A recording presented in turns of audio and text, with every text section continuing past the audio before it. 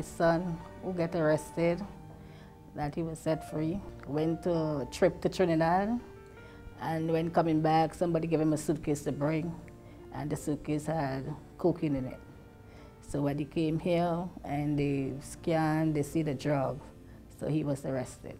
And well, that was the worst time of my life, to get a phone call to hear that my son is arrested. Because I was working, and I was working late that day, so it was a mess. That's a day I would never forget, because I was like trapped because I'm work, I couldn't do anything, and my son wasn't a person like used to be in trouble or smoking, so that was a big shock for me.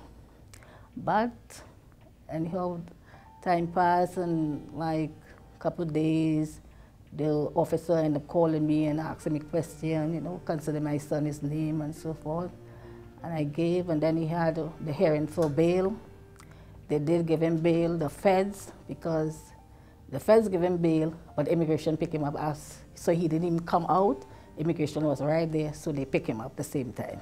So he come like he have two charges now, with immigration and with the feds. Well, that was the worst thing of my life. I went to a lawyer. One lawyer said $25,000 to take a deal.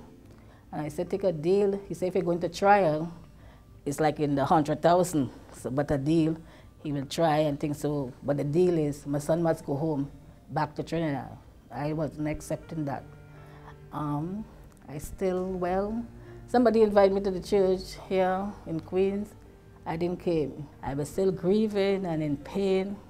And then my niece in London, she ended up giving my sister the number and say, it's a church in London where she goes, and help her also try. So I did call. When I called and they make an appointment for me to come, I didn't expect it to be in church. I thinking I was just coming to talk to somebody, and my problem, I didn't know. So when the pastor said the service started at 10, I said, okay. I did stay for the service. So I started coming, and I said, one thing I don't understand is the camping of Israel. I said, okay, I got to take a chance with that because I didn't know what it's about. It wasn't easy, but I said with nothing because I used to hear everything on TV and see people giving the testimony, and I always say, yeah, right, that's fake, it's not truth. So I, after, was saying to the Lord, well, this is my turn now. I want to see if it's truth. I did make my sacrifice. I gave my all, my all. Trust in God, He listens to your prayers.